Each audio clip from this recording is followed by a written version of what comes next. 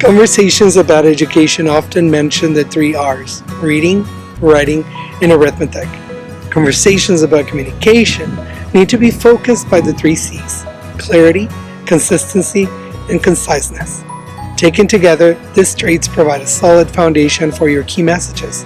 And when you couple the 3 C's with a 4th R, repetition, you give yourself the best chance of having your story not only heard, but also understood. A lot of time and thought goes into school board's planning and decision making.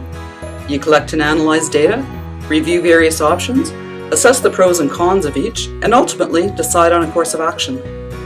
Most of your constituents won't be paying nearly as much attention to these details as you are, and some of those details may be confidential in nature.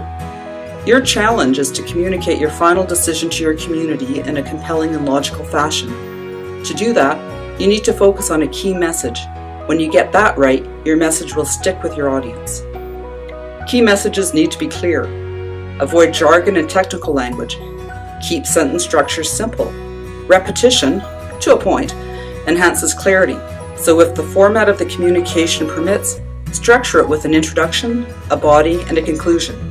In other words, tell them what you're going to tell them, and then tell them what you told them. Consistency is also critical to strong key messaging. Good media spokespeople are consistent.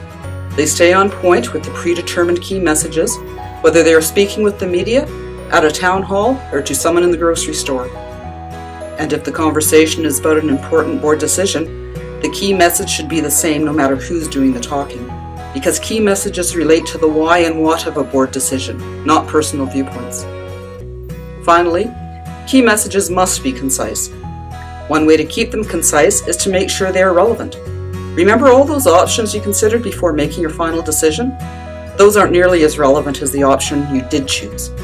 If asked to explain a board decision, be prepared to do so at some depth, but focus your key messages on what you are doing, not on what you've decided not to do. And if you have multiple key messages, prioritize them because you may have only a very short time to get any message out. Developing a great key message takes planning and forethought. You don't start planning your career on the day you finish your education, and you don't start planning your retirement on your last day of work. It takes effort, but planning your key messages is vital to getting your message out.